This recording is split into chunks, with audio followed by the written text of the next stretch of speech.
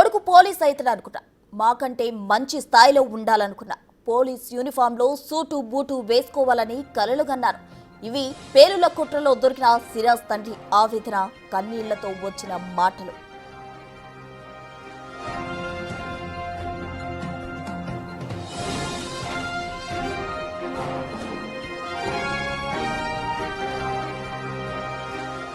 సిరాజ్ ఉగ్రవాదానికి ప్రభావితం కావడంపై తన తండ్రి రెహమాన్ తీవ్ర ఆవేదన వ్యక్తం చేస్తున్నారు. దానికి సంబంధించిన బ్రేకింగ్ న్యూస్ ఇప్పుడు మనం చూస్తున్నాం. గ్రూప్స్ కోసం హైదరాబాద్ పంపిస్తే ఇలా తయారయ్యాడంటూ కన్నీరు పెట్టుకున్నాడు ఆ తండ్రి. సిరాజ్ ను పోలీసు అధికారిగా చూడాలని కలలు కన్నానని తండ్రి చెప్తున్నాడు. సిరాజ్ హైదరాబాద్ వెళ్లి 6 నెలలు మాత్రమే అవుతుందని, ఇంతలోనే ఉగ్రవాదానికి ప్రభావం కావడం తనని తీవ్రంగా కాల్చివేసిందన్నారు.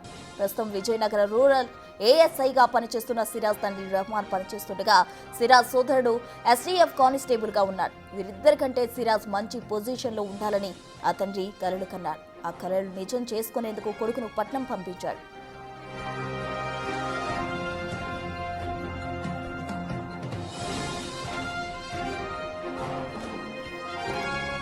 కానీ సిరాజ్ మాత్రం ఉగ్రవాదానికి అట్రాక్ట్ అయ్యాడు. తండ్రి కలలు, ఆశయం, లక్ష్యం ఇలాంటివేవీ తనకి కనపడలేదు. ఎలాగైనా దేశంలో అలజడులు సృష్టించాలనుకున్నాడు. అందుకే విజయనగరంలోని 4 ప్రాంతాల్లో పేలుళ్లకు ప్లాన్ చేసినట్టు తెలుస్తోంది. స్లమ్ ఏరియాలో 4 చోట్ల పేలుళ్లకు ప్లాన్ చేశారు. దిల్సుఖ్ నగర్, కోటిలోని గోకుల్ చాట్లో తరహాలో అలాగే పేలుళ్లకు ప్లాన్ చేసినట్టు విచారణలో తేలింది. కానీ తన తండ్రి మాత్రం సిరాజ్ను జైలు నుంచి తీసుకురావడానికి ప్రయత్నం చేయనని స్పష్టం చేశారు.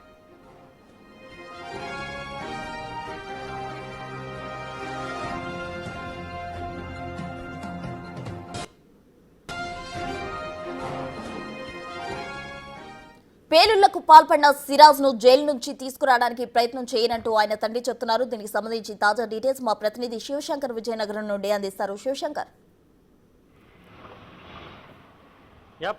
ప్రస్తుతం మనం చూసినట్లయితే ఏదైతే సిరాజ్ ఉగ్రవాద భావజాలంపై తండ్రి రెహమాన్ అయితే కన్నీటి పర్యంతం అవుతున్న పరిస్థితి. తండ్రి రెహమాన్తో పాటు అదేవిధంగా తల్లి కావచ్చు, తన చెల్లి, అదేవిధంగా తన అన్న ఎస్టీఎఫ్ కానిస్టేబుల్ గా పనిచేస్తున్న అన్న కావచ్చు, ప్రతి ఒక్కరంటే కుటుంబ సభ్యులందరూ కూడా కన్నీరు మున్నీరుగా వినిపిస్తున్నటువంటి పరిస్థితి నెలకొంది. ఎందుకంటే పెద్ద కొడుకు ఇప్పటికే ఎస్టీఎఫ్ కానిస్టేబుల్ గా ఉన్నాడు, తానేమో ఏఎస్ఐగా పనిచేస్తున్నారు. ఇప్పటికే కూతురు కూడా గ్రూప్స్ కి సెలెక్ట్ అయిందనేటువంటి విషయాన్ని రెహమాన్ స్వయంగా చెప్తున్నారు. మరోవైపు తన చిన్న కుమారుడిని కూడా అటు ఎస్ఐ గారిని చూడాలనుకున్నారు. అయితే తను ఎస్ఐ ఫలితాల్లో ఫెయిల్ కావడంతో ఇట్టి పరిస్థితుల్లో మంచి ఉద్యోగాలు చూడాలన్న ఉద్దేశంతో హైదరాబాద్ లో షైన్ ఇన్స్టిట్యూట్ కి ఆయనకి గ్రూప్ 2 కోచింగ్ కూడా పంపించినట్టయితే రెహమాన్ ఇప్పటికే మనతో చెప్పారు. అయితే గ్రూప్స్ కోచింగ్ తీసుకుంటున్నాడు, మంచి స్థాయికి వెళ్తాడు, ఎగ్జామ్స్ లో సక్సెస్ అవుతాడని భావిస్తున్నటువంటి తరుణంలో సిరాజ్ జీవితం కేవలం 6 నెలల్లోనే ఉగ్రవాద భావజాలంపై ఆయన మోటివేట్ అయ్యాడని చెప్పేసి తండ్రి ఆవేదన వ్యక్తం చేస్తున్నటువంటి పరిస్థితి అయితే ఉంది. అయితే ఎక్కువ సమయం కూడా తీసుకోలేదు. కేవలం రంజాన్ సమయంలో ఆయన ఎక్కువగా మసీదుకి వెళ్ళేవాడు. మసీదులో ఎక్కువ సమయం గడపడం, దాన్ని చూసినటువంటి సమీర్ ఈ యొక్క అంటే ఏదైతే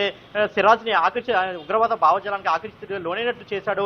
సమీర్ ప్రోత్సాహంతోనే తన కొడుకు సిరాజ్ ఇలా తయారని చెప్పేసి అటు రెహమాన్ అయితే చాలా కన్నీటి పర్యంతం అవుతున్నటువంటి పరిస్థితి అయితే ఉంది. మరోవైపు తనని తన కుటుంబాన్ని ఇదే విజయనగరంలో కోట జంక్షన్ లో ఉరి తీసినా కానీ తాము ఎట్టి పరిస్థితుల్లో కూడా దానికి ఒప్పుకుంటామని చెప్పేసి కూడా ఆయన చెప్తున్నారంటే అంతగా ఆయన కన్నీటి పర్యంతం అవుతున్నాడు. ఎందుకంటే కొడుకు చేసినటువంటి తప్పుకి మొత్తం కుటుంబం అంతా కూడా శిక్ష అనుభవించే పరిస్థితి నెలకొంది. మానసికంగా కుటుంబం అంతా కూడా ఎంతో భావోద్వేగానికి లోనవుతున్న పరిస్థితి. తాము చనిపోతామంటూ ఆత్మనాదాలు చేస్తున్నటువంటి పరిస్థితి. ఇప్పటికే ఎవరైతే సిరాజ్ తల్లి ఉన్నారో ఆమె 3 రోజుల నుంచి కూడా కనీసం పచ్చి మంచినీళ్ళు కూడా ముట్టినటువంటి పరిస్థితి ఉందని ఇప్పటికే రెహమాన్ అయితే చెప్పడం జరిగింది. అంటే మొత్తం కుటుంబం అంతా కూడా ఒక శోక సంద్రంలో మునిగిపోయిందని చెప్పుకోవచ్చు.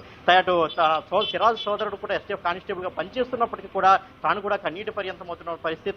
తమకి ఈ విషయం ఎలా అంటే ఎట్టి పరిస్థితుల్లో కూడా ఈ విషయం ఇప్పటివరకు కూడా తమకు తెలియదు. కేవలం పోలీసులు వచ్చి సిరాజ్ని అరెస్ట్ చేసినంత వరకు ఈ విషయం తమ దృష్టికి రాలేదని చెప్పి వాళ్ళందరూ చెప్తున్నటువంటి పరిస్థితి. మరోవైపు మనం చూసుకున్నట్లయితే ఇటీవల సిరాజ్ని పోలీసులు అరెస్ట్ చేసిన తర్వాత కస్టడీ తీసుకున్న తర్వాత ఎంత పెద్ద శిక్ష విధించినా తాము సమ్మతమే అని చెప్తున్నటువంటి పరిస్థితి ఉంది. ఎట్టి పరిస్థితుల్లో కోర్టుకు వెళ్లి బెయిల్ కోసం కూడా మేము ప్రయత్నం చేయమని అయితే సిరాజ్ తండ్రి రెహమాన్ అయితే ఇప్పటికే చెప్పడం జరిగింది. మరోవైపు నిన్న సిరాజ్ తండ్రి రెహమాన్ కావచ్చు, అదేవిధంగా సోదరుని కూడా ఇద్దరిని కూడా ఎన్ఐఏ పోలీసులు, అదేవిధంగా 2 టౌన్ పోలీసులు కూడా pan card, Aadhaar card details తో 2 టౌన్ పోలీస్ స్టేషన్ కి పిలిచి విచారించడం జరిగింది. అయితే అదే విచారణ మళ్ళీ ఈ రోజు కూడా ఎన్ఐఏ పోలీసులు వచ్చిన తర్వాత మళ్ళీ మరొకసారి వాళ్ళని పిలిచి విచారించే అవకాశం ఉందని కూడా చెప్తున్నటువంటి పరిస్థితి ఉంది. మరొక వైపు మనం చూసుకుంటే ఆయనకి డిసిసిబి బ్యాంక్ లో కూడా అకౌంట్స్ ఉన్నాయి. దానిపైన కూడా పూర్తి స్థాయిలో వీళ్ళందరూ కూడా అంటే ఎన్ఐఏ పోలీసులు కావచ్చు, లోకల్ పోలీసులు కావచ్చు, పూర్తి స్థాయి ఆధారాలు సేకరించే అవకాశం కూడా ఉన్నట్లు కనిపిస్తోంది.